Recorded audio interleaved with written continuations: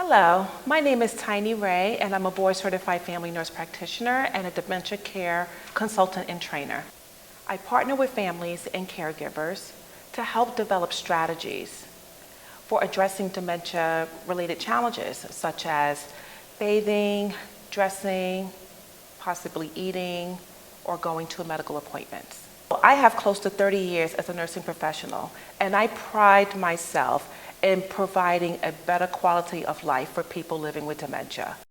I'm most proud of thinking outside the box and coming up with strategies and ways in reducing a behavior as opposed to going straight to medications. I believe that our geriatric population are heavily medicated, to the point where they are on medications for many years and it's not really helping them do anything and it's causing adverse side effects. So my goal is to let's use non-pharmacological interventions such as communication. Sometimes it could just be a look, sometimes it could just be holding their hand.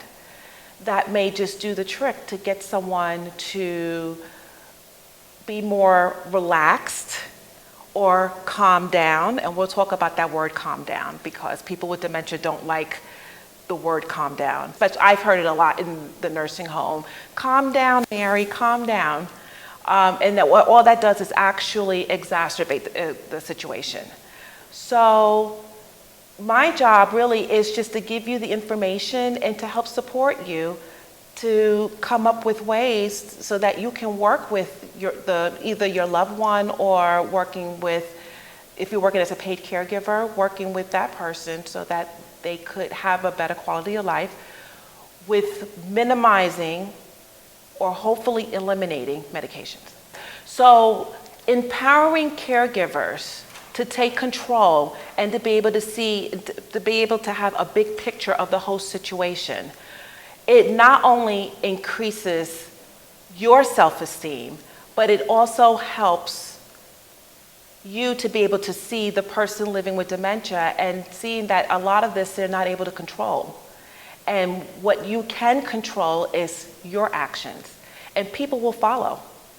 So with the person living with dementia, if you use all of these non-pharmacological, just look in your toolbox and see what will work, but except for medications. Let's leave medications off the table for a moment. It can make the person living with dementia much more happier, much more engaged, much more productive, as productive as they're going to be. And the truth of the matter is, all these medications do, and I'm not saying not all because some medications is necessary, but a lot of the time it's to the point where medication is first in line as opposed to doing, what other strategy can we use? Absolutely. It's like off the table, and it's like you really can't have any strategies if the person's sleeping 24 hours a day.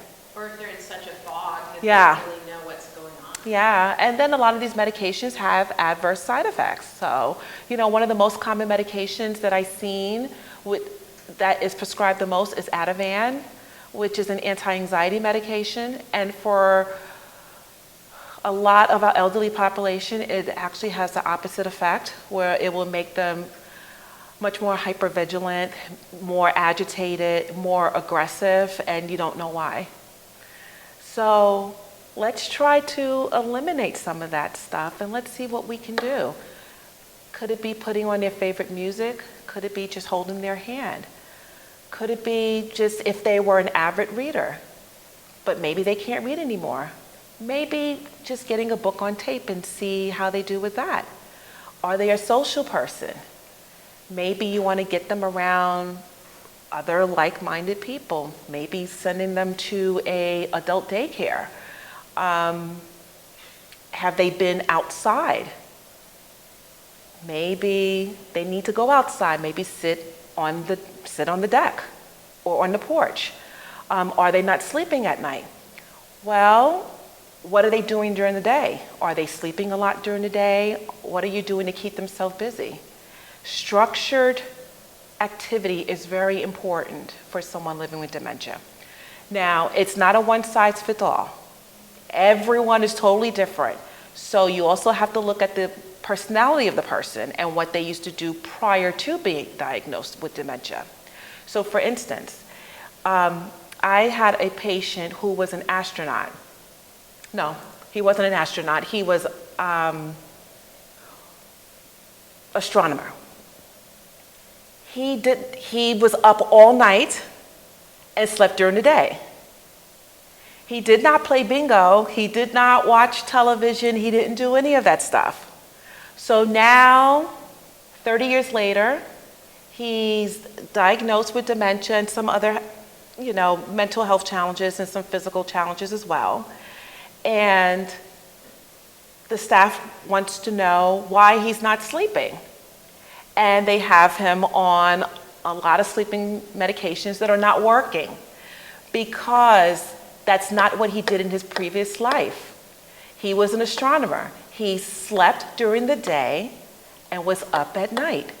So let's find meaningful activities for people based off of what they've done before. Maybe getting him a telescope by his window so that he can just look out the window with this telescope. It's really up to you to think outside the box and find something creative. Well, let's try this and see how they do. If you try it, if it doesn't work, move on to something else. And also, we want them to be engaged but not stressed, the person living with dementia.